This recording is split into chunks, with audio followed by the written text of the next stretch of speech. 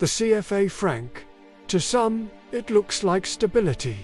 A currency tied to the euro, backed by France, and promised as protection against inflation. But beneath the surface, the CFA franc is not a tool of stability. It is a tool of control. Created in 1945, during the colonial era, the CFA franc was never designed for African independence. It was designed to keep West and Central Africa tied to France, politically, economically, and financially. And today, more than 70 years later, it still does. Here's the reality. African countries that use the CFA franc cannot fully control their own money. Their reserves are partly held in France. Their exchange rates are fixed to the euro. Their central banks cannot freely set monetary policy. In other words, the keys to their economies are not in African hands. This system creates dependency. Governments struggle to invest boldly in their people because they are trapped within rules made outside the continent. Businesses face barriers in trade and growth because they operate under a system that favors France and Europe. Farmers, workers, and ordinary people pay the price, while France continues to benefit from Africa's resources. And here's the deeper problem.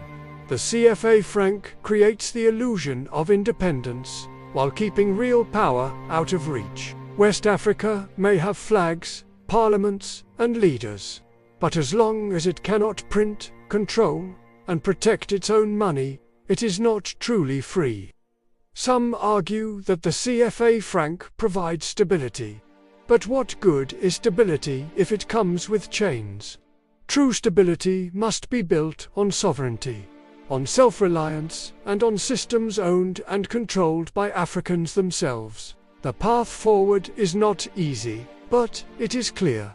Africa must take control of its money, create regional currencies that reflect African realities, not European interests. Build strong financial systems that serve African economies, not drain them. Invest in industries that add value at home, so that African nations are not forever exporters of raw materials and importers of finished goods. Economic freedom is the foundation of true independence. Without it, politics is just performance. Without it, sovereignty is incomplete. The CFA franc is not just a currency, it is a colonial relic, and it is time to break free from it. West Africa cannot afford another generation trapped in someone else's system. The struggle for independence is not over. It has simply changed its form.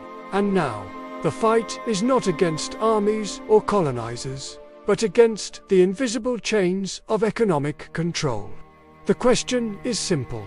Will West Africa remain trapped in the CFA franc, or will it rise and create its own path toward true freedom?